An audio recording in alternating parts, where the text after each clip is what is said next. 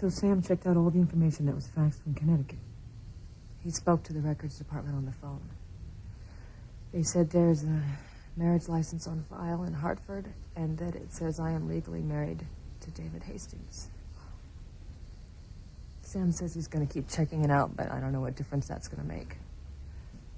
I mean, David even knew about my twin sister, Faith.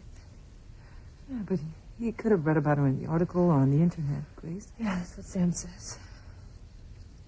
But I don't know. I mean, he knew little things about me, like I put honey in my tea, the way I tilt my head when I read.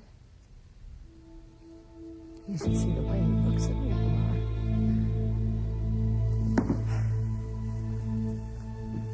You know, I've always been afraid that something would come out of my past to haunt me. Something that I couldn't remember because of my amnesia. Well, now it's here. This man has come out of nowhere and claims that I'm his wife. What's going to happen to Sam and me? I'm scared, Pilar. And I know that Sam is scared, too. Don't slam Theresa to me. Now, I've known that girl her whole life. And I don't buy for a second that she's the one who sent the email about me being Ethan's father to the tabloid. Sam, how can you say that when she has admitted that she knew the information before it was published? Look, there is a big difference between mistakenly keeping a secret and intentionally trying to hurt someone. Now, Theresa loves Ethan. Now, why would she put him or any of us through what we've been through? Fine. You know, I don't want to stand here and argue with you about Theresa. My concern is Ethan and what he still has to go through. It's bad enough that he found out he wasn't a crane the way he did, but having his wedding fall apart at the very last minute so publicly, I just want him to know that he has two parents who love and care about him and will stand behind him no matter what. Well, that goes without saying. Good. Because I'm really afraid that he is not going to give up on Theresa because he's afraid he has no other place to turn. What do you want me to do? I would like just to talk to him. I mean, maybe if he knows he has a loving father and mother, he'll make better decisions. All right. I'll call him and see if he's free for dinner this week. Good. I'd like to go along. Look, Sam, this is not about us, all right? This is about Ethan and what he needs. It's about putting up a united front for his sake. If you're using Ethan to get close to me... No, I'm not. Sam, believe me. It took me a very long time, but I have learned my lesson. I am never going to try to come between you and Grace again. You too. You have a rock-solid marriage that can never be torn apart by anything or anyone.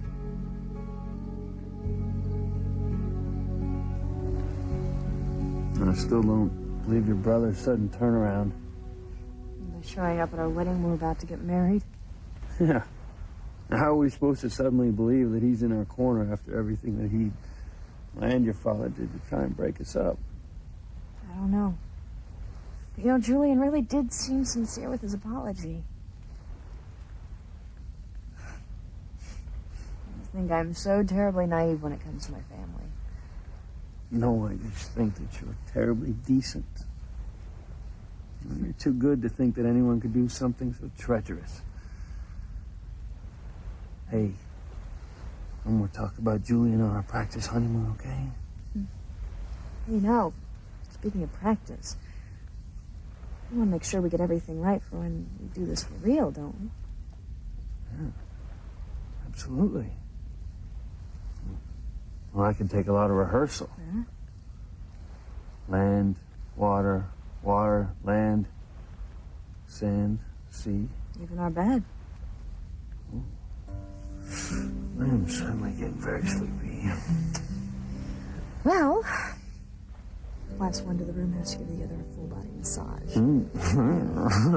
That's a contest I like. What do you say we stop by the bar and get a little champagne?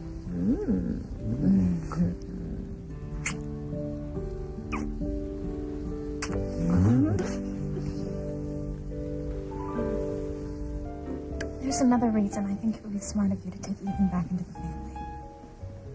And what's that? Ethan's a wonderful lawyer. I mean, I'm sure he was an enormous help to you at Crane Industries once he graduated from law school and joined you at the firm. Oh, yes, indeed. He loved working there. And he already knows the corporation's ins and outs like the back of his own hand. You must miss having him there. Yes, Ethan was a natural. I always thought of him as a chip off the old block, his conscience notwithstanding. He had that killer instinct for negotiation. Oh. He could be negotiating deals tomorrow if you took him back as your son.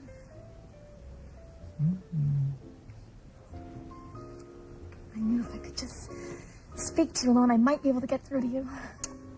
You are a very astute young woman. Thank you. Like I said, I will do whatever it takes to convince you that I'm not wasting your time. I may just hold you to that, Theresa.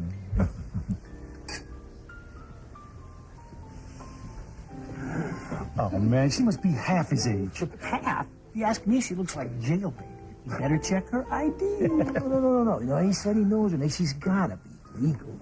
I'll be damned if I know why she's giving him the time of day. Oh, can you spell sugar daddy? Oh, well, You sound like charming people. Yeah, that's just what I want to hear when my kid sister's on my mind. You thinking my sister's alone in the world when there are legends like that running around? Hey, do you remember the girl's name? Because when Daddy-O gets up, I just may saunter on over there and introduce myself. Oh, really? Wait a minute. Maria. No. No. It was like that, though. It was something like that, though. Don't you worry about it. I got it.